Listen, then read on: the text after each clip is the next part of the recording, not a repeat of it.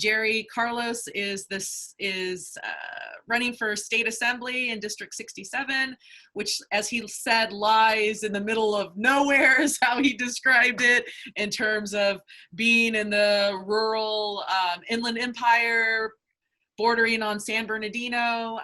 He is former law enforcement, former military.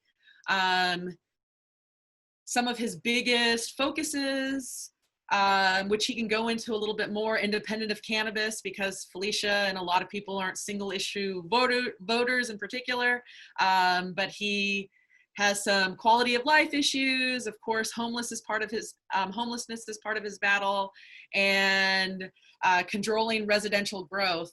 So without further ado, Jerry, please take a couple of minutes to just introduce yourself, and then I'll go into some of our questions.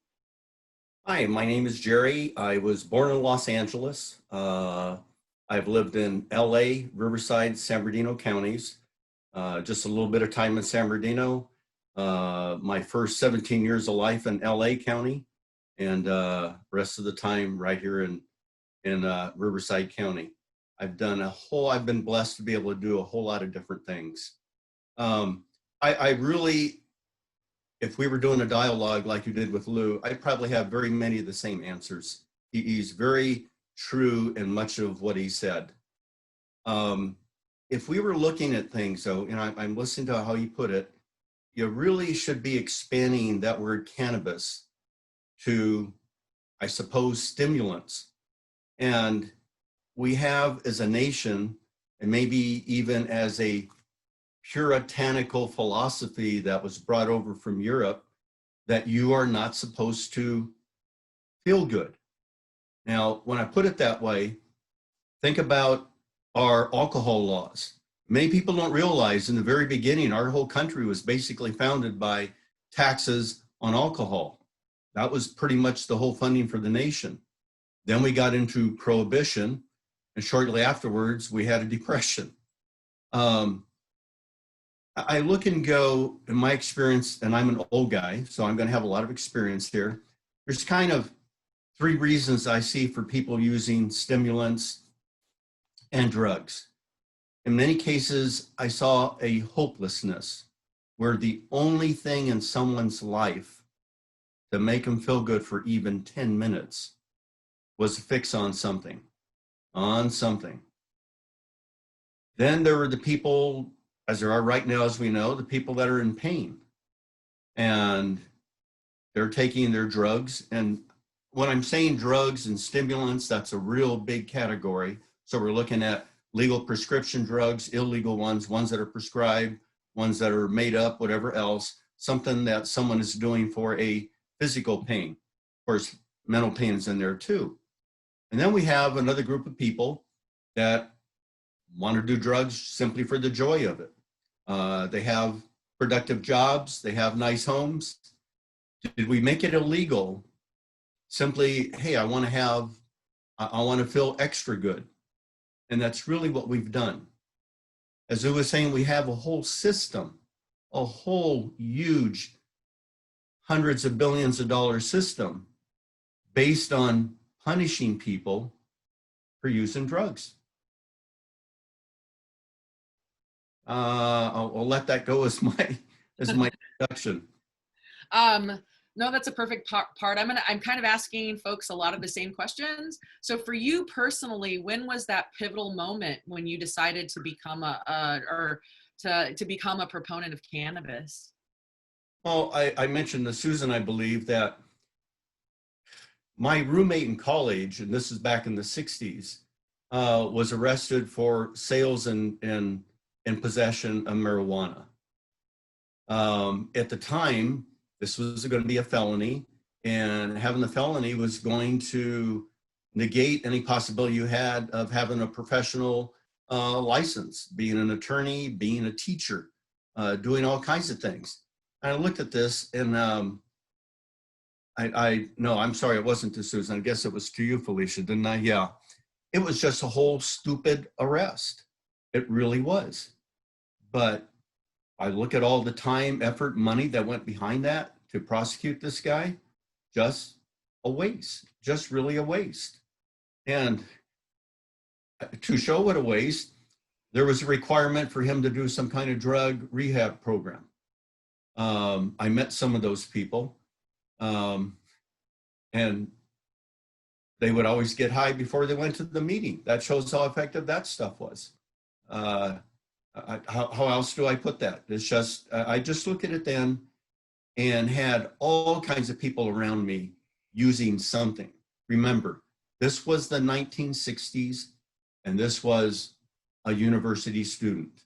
Picture black hair, no mustache, whatever else. It was a big drug time, it really was. Yeah, no, I mean, unfortunately, some of the things that you said in terms of not being able to have access to licenses and things of that nature are still barriers that exist today, which just kind of reaffirms that we haven't moved in the direction that we want holistically. What are some of the best ways that we can educate our elected officials about cannabis? And then, of course, you know, we've had a lot of conversations. I'm asking you, especially as law enforcement, we've had a lot of we've had a lot of allegations of pay to play. So we've seen corruption charges and all of those types of things. So we want to know, like, what's the best way to educate folks about cannabis, and how can we definitely ensure that our points are getting addressed without that pay to play nature? Yeah, real tough road there. Lou was right again.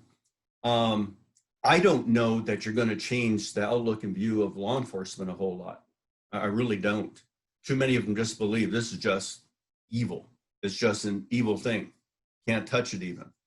And then you have the problem of really those officers, the ones working out in the street, are going to carry out the wishes of those above them. If those above them really said, hey, we're not worrying about marijuana anymore, really, most patrol cops would be happy about that. Same way they'd be happy to hear, just as Lou said, dealing with the homeless people is a horrible call to get. I don't mean that kind of horrible. It's just a pain in the neck call to get for something that you know you're really not going to accomplish anything with. You're not. The people are in front of that business doorstep. All you're going to do is move them 2 blocks away till they get in front of someone else's business. You just keep sweeping.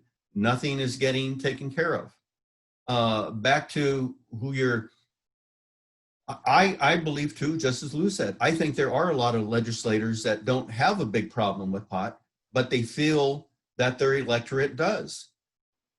What I find strange about that is that we had a pretty good majority of people in California vote, let's just say, to support marijuana usage. We have it in a number of other states. The surveys I've seen nationally support it also. So I'm kind of going, if we're supposed to have this democracy, what the heck's the problem? It's got to be that the people that have the influence really have a greater influence than their numbers. And they're the ones that are donating to somebody's campaign, as opposed to the 19, 22-year-old. The people that are in control are the ones that are going to donate. What am I talking about? I'll give you a great example. We know about the private prisons that are around. Who do you think they're giving money to? They're not supporting legalization of marijuana around the country. That is a huge industry. It's a real evil industry, I also believe.